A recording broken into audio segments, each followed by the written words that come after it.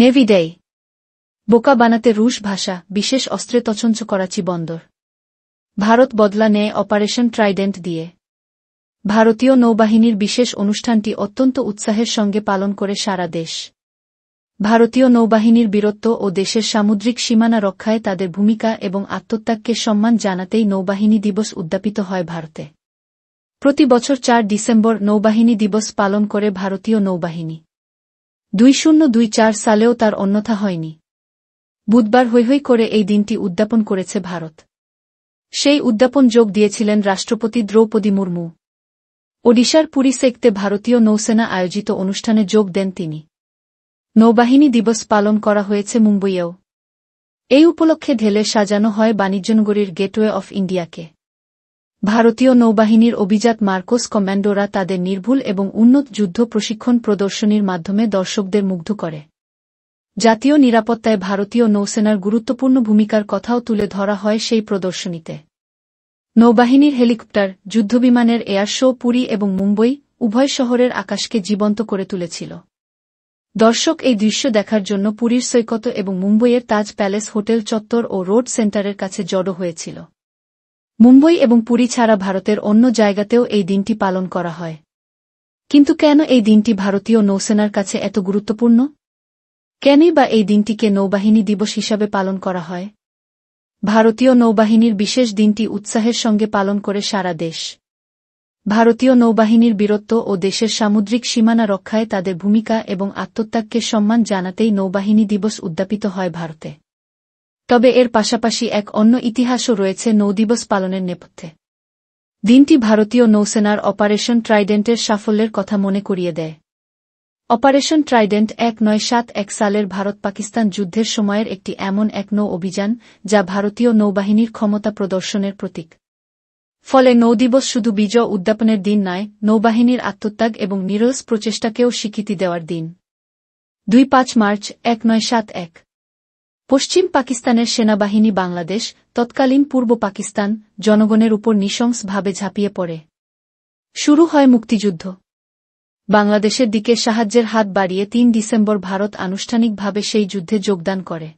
নৌবাহিনী দিবসের শিকড় 1971 সালের ভারত-পাকিস্তান যুদ্ধের মধ্যেই নিহিত। 3 ডিসেম্বর ভারতীয় বিমানঘাঁটিতে আকস্মিক হামলা চালায় পাকিস্তান। পাকিস্তানের হামলা সামলে পাল্টা হামলার পরিকল্পনা করে ভারতও। অপারেশন ট্রাইডেন্ট হয় ঠিক একদিন পর, অর্থাৎ 4 ডিসেম্বর।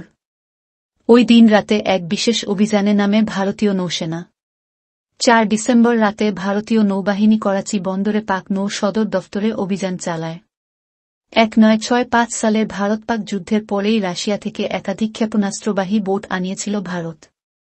তার মধ্যে 3টি ক্ষেপণাস্ত্রবাহী বোট ছিল অপারেশন ট্রাইডেন্টের মূল হাতিয়ার। আইএনএস বীর, আইএনএস নিপাত এবং আইএনএস নির্ঘাত নামে সেই 3টি ক্ষেপণাস্ত্রবাহী বোটসহ আরও কয়েকটি বিদ্যুৎ শ্রেণীর ক্ষেপণাস্ত্রবাহী বোট নিয়ে করাচি বন্দরের দিকে রওনা দেয় ভারতীয় রণতরী। আইএনএস বীর, আইএনএস নিপাত এবং আইএনএস নির্ঘাতের জ্বালানি ক্ষমতা কম ছিল। আর সেই কারণেই ওই 3টি ক্ষেপণাস্ত্রবাহী বোট নিয়ে যাওয়া হয় ভারতীয় রণতরীর সঙ্গে বেঁধে। যাত্রাপথে পাকিস্তানি রাডারে ধরা না পড়ার জন্য ভারতীয় নৌবাহিনীর নাবিক এবং অফিসারেরা একে অপরের সঙ্গে রেডিও যোগাযোগ করার সময় রাশিয়ান ভাষায় কথা বলেন।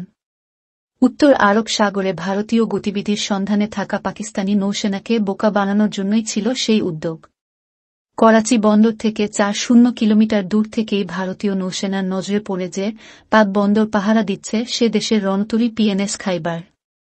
এই সেই পিএনএস খাইবার যা দিয়ে 6-5 যুদ্ধের সময় গুজরাতের উপকূলে হামলা চালিয়েছিল পাকিস্তান। পিএনএস খাইবারকে দেখামাত্র আইএনএস নির্ঘাতকে পথ বদলে পাক রণতরীর উপর হামলার নির্দেশ দেন আইএনএস নিপাতের স্কোয়াড্রন কমান্ডার ববরু যাদব।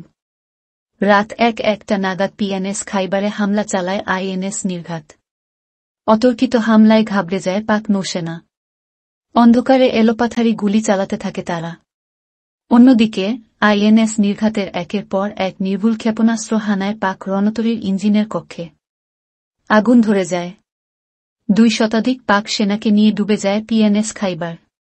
1965 বদলা নেয় ভারত। এরপরে আরও 3টি পাক নৌজাহাজে হামলা চালিয়ে সেগুলি ধ্বংস করে দেয় ভারতীয় নৌবাহিনী। ধ্বংস হওয়া জাহাজগুলির মধ্যে একটি আমেরিকা থেকে পাওয়া অস্ত্র নিয়ে করাচি বন্দরের দিকে যাচ্ছিল। জাহাজগুলি ধ্বংস করার পর করাচি বন্দরের পাক নৌসেনা দফতরেও হামলা চালিয়েছিল ভারতীয় নৌসেনা। প্রাণ হারিয়েছিল প্রতিবেশী দেশের শত শত সেনা। কমোডর কাসরগোড পটনাশেট্টি গোপাল রাওয়ের নেতৃত্বে সমুদ্রে নিজেদের শক্তির প্রমাণ দিয়েছিল ভারতীয় নৌবাহিনী।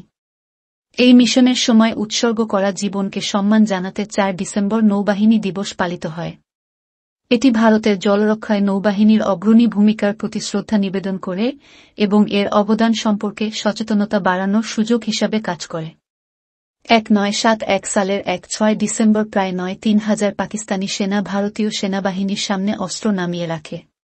এই দিনটিকে ভারতের শৌর্যের ইতিহাসে একটি সোনালী দিন বলে মনে করা হয়। ভারতকে সেই ঐতিহাসিক জয় এনে দিতে গুরুত্বপূর্ণ ভূমিকা পালন করেছিল ভারতীয় নৌবাহিনী।